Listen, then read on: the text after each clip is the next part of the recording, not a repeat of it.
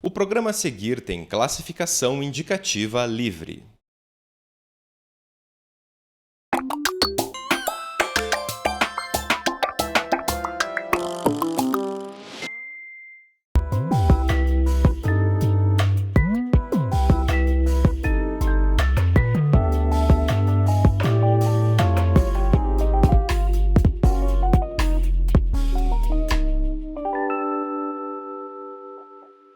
Oi, meu nome é Gabriela, eu me formei em Comunicação Social com habilitação em Jornalismo aqui na UFPR em 2014 junto com a Maiara. Meu nome é Maiara Rocha, eu me formei aqui na UFPR em Jornalismo em 2014, né? Então, eu e a Maiara, a gente fez a produção do documentário Vida de Inseto, eu como diretora, a Maiara ajudando na produção junto com 3 outras meninas, a Isabela, a Winnie e a Sofia. O documentário foi feito numa disciplina optativa de documentário, porque a gente resolveu fazer para se preparar um pouquinho antes para o nosso TCC, para o nosso trabalho de conclusão de curso que seria feito ao longo daquele ano. O documentário Vida de Inseto, ele fala da vida, da rotina de um artesão que se chama Leandro e ele faz, né, insetos com garrafa PET. E a gente achou que seria um assunto relevante para abordar num tema de documentário. Bom, o documentário foi gravado com esse artesão e foi muito bacana porque a gente conta a história de uma pessoa que vive na Feirinha do Largo da Ordem, que é um local tão conhecido pelos curitibanos e pelos turistas também, que vêm para cá só para isso. E muitas vezes a gente vê as pessoas lá trabalhando, mas a gente não sabe o que passa na cabeça delas, o porquê que elas fazem determinado tipo de arte. E a gente resolveu ir um pouquinho mais a fundo e descobrir o que se passava na cabeça daquele artesão. Então, por isso a gente contou a história da vida dele como se fosse a vida de um inseto. Mas enfim, assiste aí que daqui a pouquinho a gente conversa mais.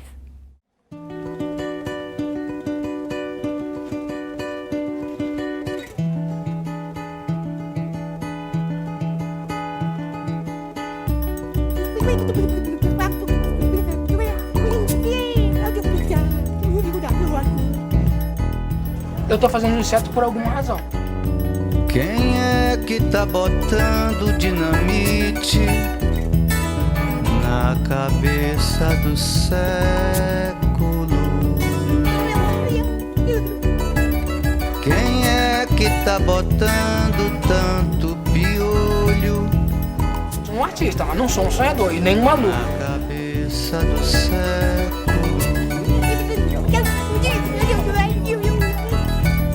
Quem é que tá botando tanto grilo? O singular existe. Na cabeça do século. Quem é que arranja um travesseiro pra caber? Tento. Não dou muito mais detalhe porque é exclusivo o produto, é verdade, é.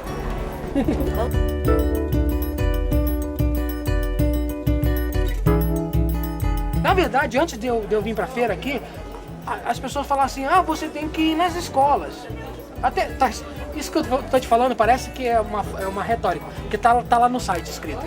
As pessoas falavam assim, poxa, você tem que ir na escola vender isso. Aí eu peguei e fui na escola, assim que eu cheguei em Curitiba. Fui na escola, as pessoas amam, acham lindo. As pessoas acham lindo, mas só que elas simplesmente não têm o poder aquisitivo, às vezes, para adquirir. Aí lá nas escolas, as pessoas falavam para mim assim, você tem que ir nas universidades para mostrar isso pros entomólogos. Eu fui lá também. Aí, por último, falaram assim, você tem que ir na feira. Aí aqui na feira, de vez em quando, falam, você tem que ir para a escola, mas voltar, não. Eu já fui lá. Então aqui tá bom.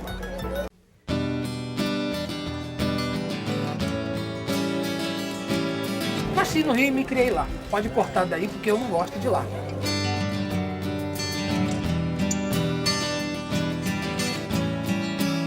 No Rio de Janeiro, meus pais só. Quer dizer, meu pai, tem mãe morta. Meu pai e meus irmãos só.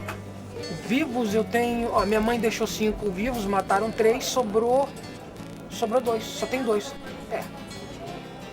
Isso é outra história, isso é coisa que não deve nem... deve ficar para outra. Na verdade, o Rio é perigoso no geral, né? Um deles foi por causa de uma arma lá que ele comprou, não sei. Eu não quero entrar nesse detalhe porque é um detalhe longo, mas mataram os 3. Mataram os 3 e eu tô vivo, sobrou 2. Você sentiria falta da faixa de Gaza? Se você nascesse lá? Pronto, essa é a resposta.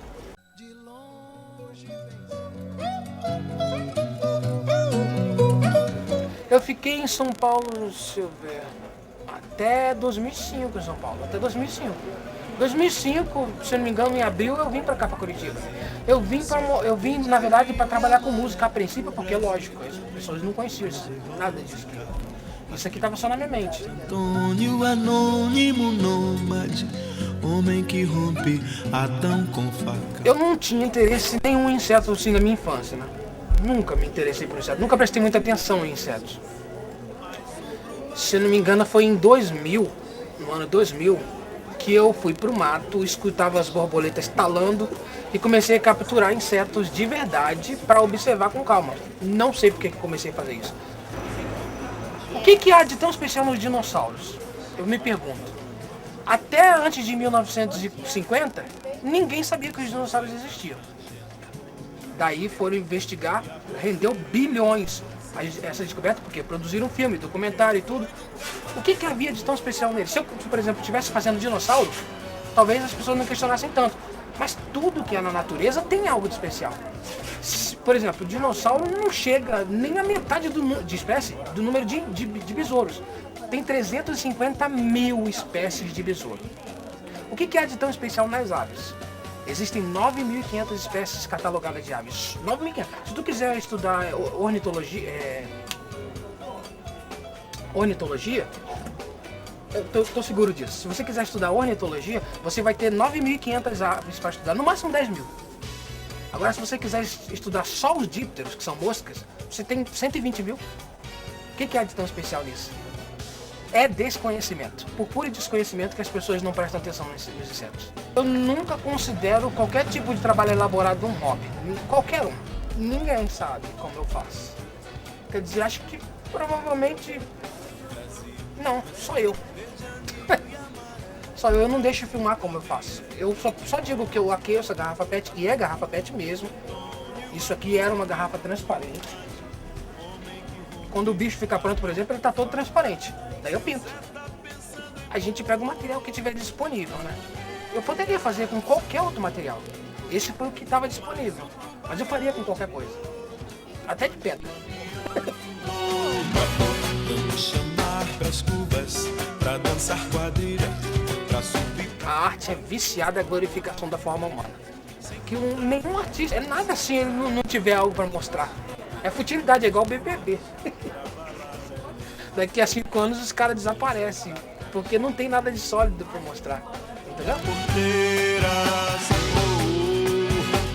Quem foi nunca mais se foi. Futilidade. Qualquer tipo de futilidade me deixa nervoso. Você pega uma pedra, um cascalho qualquer, põe na mão do Papa Bento XVI e fala assim, isso aqui teve na mão do Papa Bento XVI. Por isso vale $1 milhão. Pra mim é um cascalho, é uma porcaria. Então isso é futilidade pra mim. As representações, por exemplo, eu julgo um pouco artificiais. As representações deformam o valor real das coisas. Uma pedra que não vale nada passa a valer algo porque ela representa algo. Então, se você pegar algo e colocar num pedestral porque alguém grande colocou, pra mim isso é uma imbecilidade. Entendeu? Algumas vezes as representações ajudam, sim. Não estou dizendo que não ajudam. Mas há muita futilidade. Por exemplo, lá no MoMA, em Nova York, tem uma artista lá, eu não vou falar o nome dela não, tem uma artista que a arte dela é ficar parada lá sentada. Só isso. Eu estou dizendo só isso? É só isso mesmo. Ela não fala absolutamente nada. No MoMA, em Nova York. Eu não vou falar o nome dela porque vai que eu encontro com a mulher aí. A arte dela é só essa. Ela ganha milhares de dólares para ficar sentada ali. E ela não pode falar, ela só pode olhar para as pessoas. Isso para mim é uma imbecilidade. Isso me aborrece. Encontramos Judas, celebrando Budas, perfilamos mulas pra balada. Existem 100 trilhões de bactérias dentro de cada organismo que está passando aqui. São mais ou menos 3 quilos. de bactéria. Todos temos. Isso não é exceção. Não adianta você falar, eu não tenho. Tem. Todos têm. Porque se não tivesse, estaria morto dentro de uma semana. Elas estão fazendo algum tipo de serviço. Elas estão metabolizando substâncias, elas estão sintetizando proteínas que quando você come, sem esse metabolismo, sem dúvida você morreria. Se você, por exemplo, quiser, como eu te falei, tomar comer um chocolate, tem que ter inseto. Sem inseto não tem chocolate, não existe chocolate. Só que as pessoas sabem do chocolate, mas não sabem o que o inseto faz para aquilo ali existir. É certeza absoluta que não existiria chocolate se não houvesse. Eu esqueci o nome da mosquinha. Tem uma mosca específica que ela é uma mosca específica que ela faz o serviço de polinização. Não tem como o chocolate progredir, existir sem aquele inseto. As pessoas não sabem disso. Eu sei. Mas esse inseto faz um trabalho misterioso que estava ali misterioso até alguém pegar uma lente, colocar e ver. Esse bicho está fazendo isso. É por isso que ele existe. Entendeu?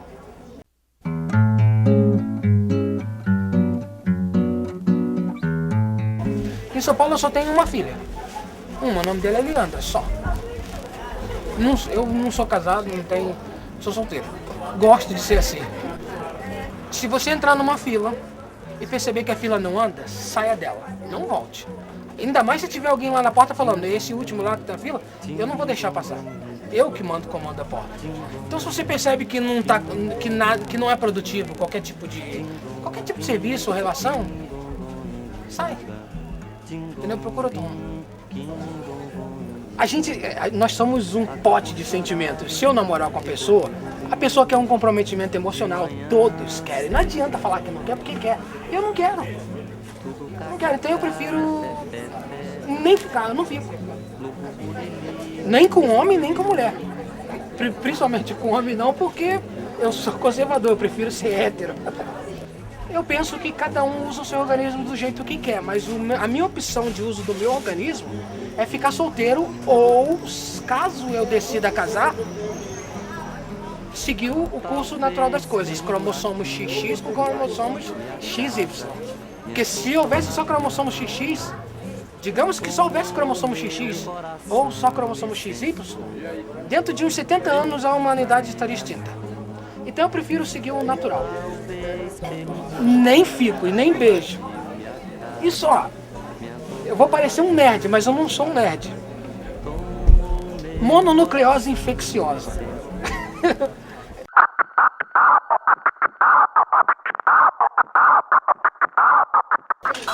Sobre o capitalismo, o Mahmoud Ahmadinejad, maluco que ele é, falou, o capitalismo não existe. Isso é uma ilusão da mente dele. Existe. É uma realidade. É o que move o mundo. O capitalismo é o melhor que os homens conseguem fazer até o momento.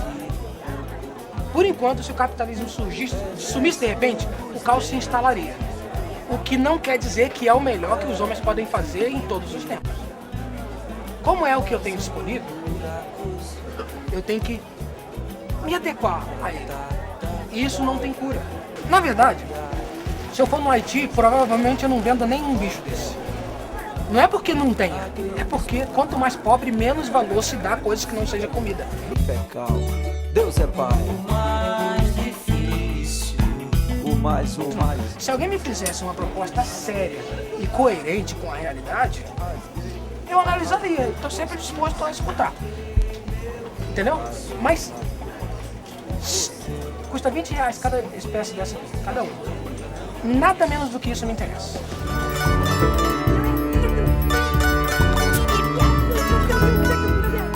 O maior entomólogo do Brasil, inclusive condecorado como doutor honoris causa, mora em Santa Catarina e não cursou nenhuma universidade. Chama-se Fritz Plaumann. O Museu Fritz Plaumann, que é o maior museu individual de entomologia no país, só retificando, a entomologia é um curso superior de 4 anos.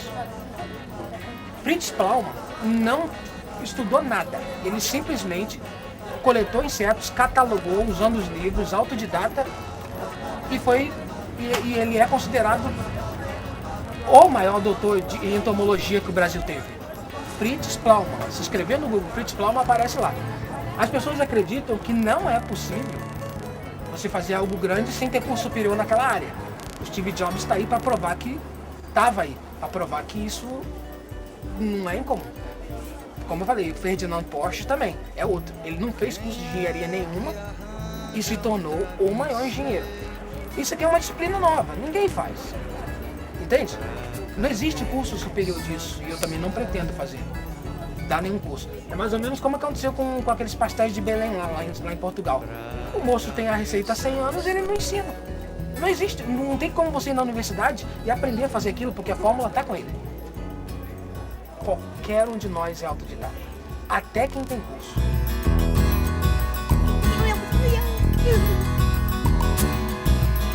Talvez para minha filha, se ela quiser. Só que a liberdade e o livre-arbítrio tem que ser preservado. Ela tem que poder optar livremente por qualquer profissão que ela queira.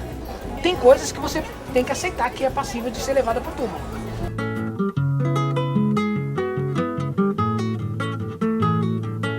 Eu não sou festeiro, eu sou uma pessoa meio que disciplinada. Na verdade, o Renato Russo falou assim, ó, disciplina. Lembra daquela música como que é? Compaixão é fortaleza. Não, disciplina é liberdade. Compaixão é fortaleza. Disciplina é liberdade. Então eu compro minha liberdade com disciplina. Todos compram sua liberdade até certo ponto com seu trabalho. Todos, sem exceção.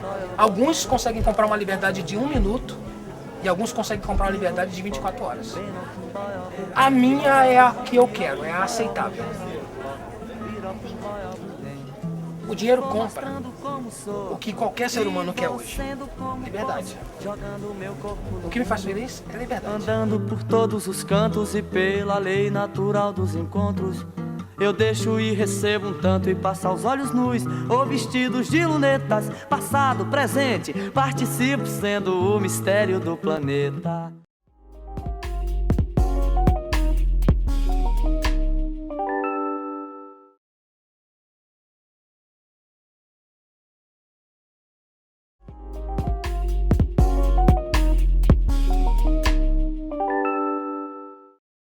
Então, não demorou muito pra gente chegar nesse nome. Eu não me lembro bem se a gente definiu ele antes ou depois, no final da produção. Mas eu sei que tinha bastante a ver com aquele desenho, Vida de Inseto. Então, como a gente estava gravando sobre a história de um cara que fazia insetos, veio esse trocadilho na hora, assim, ainda mais fazendo a produção junto com publicitárias, essa ideia que vem na cabeça no momento, assim, surge naturalmente, assim, para elas muito mais do que pra gente. Então, foi mais ou menos assim. O que há de tão especial nos dinossauros? Eu me pergunto. Até antes de 1950, ninguém sabia que os dinossauros existiam. Daí foram investigar, rendeu bilhões essa descoberta, porque produziram filme, documentário e tudo. O que havia de tão especial neles? Se eu, por exemplo, estivesse fazendo dinossauro, talvez as pessoas não questionassem tanto. As meninas que fizeram a produção com a gente, a Isa e a Winnie, iam muito à feirinha do Largo. E aí elas conheceram o Leandro, trocaram muita ideia com ele. Ele é um cara que gosta bastante de falar. E aí, como a gente estava fazendo a disciplina de documentário, elas trouxeram a ideia de fazer um documentário sobre ele. Na verdade, a gente não gravou com ele de primeira, né? A gente foi conversar antes com ele. Sim, sim. Mas ele topou participar logo de início, assim. Só que a gente teve uma conversa antes de chegar com câmera e tal. Mas ele estava bem disposto a participar. Até porque a gente precisava produzir um roteiro antes, né? A gente tinha que saber certinho o que perguntar, saber mais coisa da história dele. Então ele topou participar bem tranquilo assim, mas a gente foi em um dia, conversou, explicou o que ia ser feito e voltou em outro dia daí para gravar mesmo com o roteiro em mãos. E na hora de separar essas perguntas no roteiro, a gente acabou nomeando tópicos e manteve eles depois na edição. A gente achou que faria mais sentido para o espectador ter aquilo separadinho, meio que contando como se fosse as várias partes da vida de uma pessoa, né?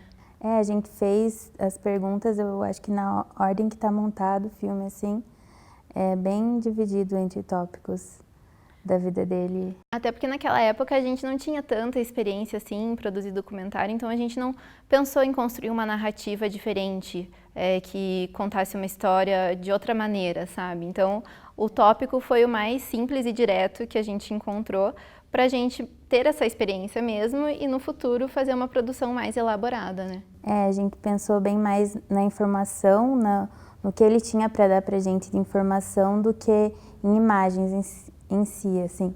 Hoje, assistindo, eu acho que a gente poderia ter pensado melhor em outras imagens, numa linguagem mais elaborada, talvez. Com certeza, mas enfim, né? A gente estava na faculdade, a gente estava aprendendo também. Não foi exatamente a primeira experiência que a gente teve, porque a gente já começa a trabalhar com audiovisual no começo da faculdade. Mas essa disciplina específica de documentário foi a primeira vez que a gente teve a possibilidade de produzir um vídeo nesse formato, né? Então, bom, eu já trabalhava com TV, eu trabalhei na TV da Universidade Federal.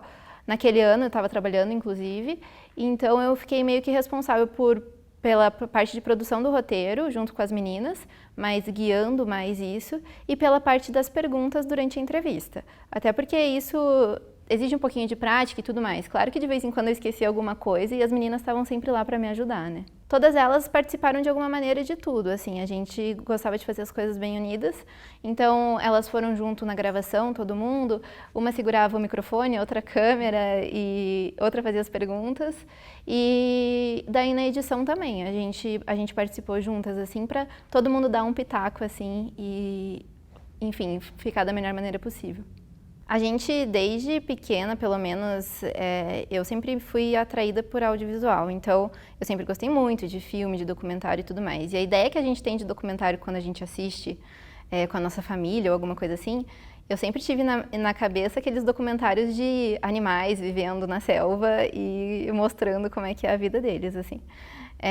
Então, isso foi engraçado na época que a gente produziu, porque, querendo ou não, a gente estava falando sobre um cara que fazia animais, né, insetos, só que com garrafa PET. Mas, enfim, a gente contar a história de uma pessoa, se aproximar de uma pessoa, assim, para contar a história dela de perto, é difícil, é complicado, porque você muitas vezes não tem aquela afinidade e tudo mais, demora para você construir isso. E naquela disciplina, a gente não tinha tempo hábil para passar muitos dias com o Leandro, para conversar com ele muitas vezes e para conseguir pegar detalhes daquela realidade dele, entendeu? Do porquê que ele fazia aqueles insetos e tudo mais. Isso foi complicado na produção.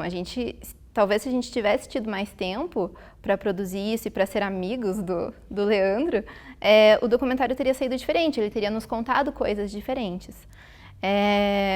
Mas, de qualquer forma, eu, pelo menos, já tinha, na minha família, eu tenho minha mãe, minha tia, elas costumam fazer artesanato e, tipo, surge na cabeça assim, tá, por que a pessoa está fazendo isso? Será que é por um hobby? Porque, por exemplo, na minha família é por hobby, é porque as pessoas gostam de trabalhos manuais. Mas aquele cara ali era a vida dele, não era só um hobby, entendeu? E aí você começa a pensar sobre isso, sobre quem são realmente aquelas pessoas que estão ali na feirinha todo domingo, debaixo de sol, chuva, acordam super cedo, montam a barraquinha 5 horas da manhã para atender um público, a cidade inteira que chega ali e que, poxa, não vai saber nada disso da história deles, sabe? Será que eles conseguem repassar isso no produto que eles oferecem ou não, entendeu? Mas, enfim, o Leandro é um cara que foi bem complicado, assim, né, de conversar com ele, porque ele falava bastante. Então, você como jornalista, para ter a experiência de cortar a pessoa no momento certo ou fazer ela voltar para a realidade aqui, porque ele viajava, ele falava sobre outros assuntos, e isso fazia com que dificultava da gente manter o nosso foco nas perguntas que a gente queria, no que a gente realmente queria saber. Ao mesmo tempo que tem o outro lado, que daí o cara divagando sobre as questões da vida dele, ele pode nos dar frases e sacadas que não teriam vindo à tona se ele não tivesse essa característica de falar bastante. A arte é viciada à glorificação da forma humana. Que nenhum artista, nada assim, ele não tiver algo para mostrar. É futilidade, é igual o BBB. Daqui a 5 anos os caras desaparecem. Porque não tem nada de sólido para mostrar. Você pega uma pedra, um cascalho qualquer, põe na mão do Papa Bento XVI e fala assim, isso aqui teve na mão do Papa Bento XVI. Por isso vale $1 milhão. Para mim é um cascalho, é uma porcaria. O capitalismo é o melhor que os homens conseguem fazer até o momento. Por enquanto, se o capitalismo sumisse de repente, o caos se instalaria. O que não quer dizer que é o melhor que os homens podem fazer em todos os tempos. Como é o que eu tenho disponível, eu tenho que me adequar a ele. E isso não tem cura. Eu não tinha nenhum contato com alguém que vivesse disso, de artesanato, assim. E foi com o jornalismo que a gente começou a prestar mais atenção nessas pessoas, assim, que estão ali todo final de semana. Pessoas que realmente vivem da arte delas, assim. E não só o Leandro, na feirinha do Largo a gente encontra personagens muito, muito ricos, assim, cada um com uma bagagem muito diversificada. Bom, naquela época a gente estava finalizando a faculdade, né? Foi em 2013. Era uma disciplina optativa, então não estava prevista meio que na nossa grade de aulas, assim. Mas a gente não teve muito tempo para produzir, né? Sei lá, a gente ainda tinha estágio, trabalho e tudo mais, então acabava ficando o período bem curto, assim. E sem falar que a gravação tinha que ser no fim de semana, né? Mas eu lembro que a gente gravou tudo num dia só mesmo. Sim. A gente foi bem cedinho, né? Sim, E no dia da gravação a gente foi buscar ele na casa dele, acompanhou ele da casa até o largo e acompanhamos ele montando a barraca, colocando todos os insetos na mesinha dele lá. Foi todo esse processo que a gente quis acompanhar. Eu lembro que tinha uma coisa engraçada que ele não queria mostrar o processo de produção. Ele achava que as pessoas iam imitar ele. Então, isso era muito peculiar, verdade, né? É verdade. E assim, poxa, quem mais que já viu um cara que faz inseto de garrafa PET? É, tipo, muito difícil. Acho que ele é o único da cidade. E ele faz exatamente igual, nas mesmas proporções, nas mesmas cores, tudo igual ao inseto de verdade. Ninguém sabe como eu faço. Quer dizer, acho que provavelmente... Não, só eu. Só eu não deixo filmar como eu faço. Eu só digo que eu aqueço a garrafa PET, e é garrafa PET mesmo. Isso aqui era uma garrafa transparente. Quando o bicho fica pronto, por exemplo, ele está todo transparente. Daí eu pinto. A gente pega o material que tiver disponível, né? Eu poderia fazer com qualquer outro material. Esse foi o que estava disponível. Mas eu faria com qualquer coisa. Até de pedra. Era muito legal essa relação que ele tinha com o produto que ele criava, que ele achava aquilo algo único, muito precioso mesmo. Que ele não deixou a gente entrar na casa dele, né? Pra ver o que ele tinha lá. Sei lá, se ele achava que a gente mostrando as pessoas iam copiar ele, né? Eu não sei até hoje qual é exatamente o processo de produção que ele tinha. Mas ele amava os insetos, assim, era uma coisa muito engraçada, porque pra mim eu quero inseto longe de mim, e ele adorava. E ele estudava a fundo aquilo, né? As formas dos insetos que ele fazia com garrafa PET, ele estudava toda a anatomia do animal que ele ia reproduzir e tentava fazer o mais fiel possível, assim. Era muito rebuscado o processo dele também. Sim, tinha vários detalhezinhos, assim, dava pra ver que ele dedicava a vida dele inteira pra aquilo mesmo, sabe? O maior entomólogo do Brasil, e inclusive condecorado como doutor honoris causa, mora em Santa Catarina e não cursou nenhuma universidade, chama-se Fritz Plaumann. O Museu Fritz Plaumann, que é o maior museu individual de entomologia no país, só retificando, entomologia é um curso superior de 4 anos. Fritz Plaumann não estudou nada, ele simplesmente coletou insetos, catalogou usando os livros, autodidata, e ele é considerado o maior doutor de entomologia que o Brasil teve. As pessoas acreditam que não é possível você fazer algo grande sem ter curso superior naquela área. Isso aqui é uma disciplina nova, ninguém faz. Entende? Não existe curso superior disso e eu também não pretendo fazer. Dar nenhum curso. É mais ou menos como aconteceu com aqueles pastéis de Belém lá em Portugal. O moço tem a receita há 100 anos e ele não ensina. Não existe, não tem como você ir na universidade e aprender a fazer aquilo porque a fórmula está com ele. Qualquer um de nós é autodidata, até quem tem curso. Poxa, na faculdade, no jornalismo, o que a gente mais faz é conhecer gente, né? Assim, tinha um professor nosso que sempre falava pra gente andar pela cidade, primeiro olhando pra cima, porque a gente nunca olha pra cima quando a gente tá dentro do carro ou no meio do centro. E segundo, pra gente realmente pensar quem é aquela pessoa que eu tô conversando, que eu tô comprando uma coisa, ou que cruzou comigo na rua. Será que não é alguém muito interessante e que vale a pena contar uma história, né? Eu acho que isso sempre foi pra mim a parte mais divertida do jornalismo. Conhecer pessoas diferentes e contar uma história diferente a cada dia, assim. E a gente teve bastante oportunidade de fazer isso durante a faculdade, então isso foi bem bom. Apesar de todos os perrengues, todas as dificuldades, de ter que lidar com personagens bem diferentes da gente, fazer documentário é uma coisa muito legal, que traz bastante aprendizado, então a gente indica aí para todo mundo que, poxa, tentem vocês fazerem também, porque é realmente uma experiência muito bacana. É muito gratificante todo o processo de fazer um documentário.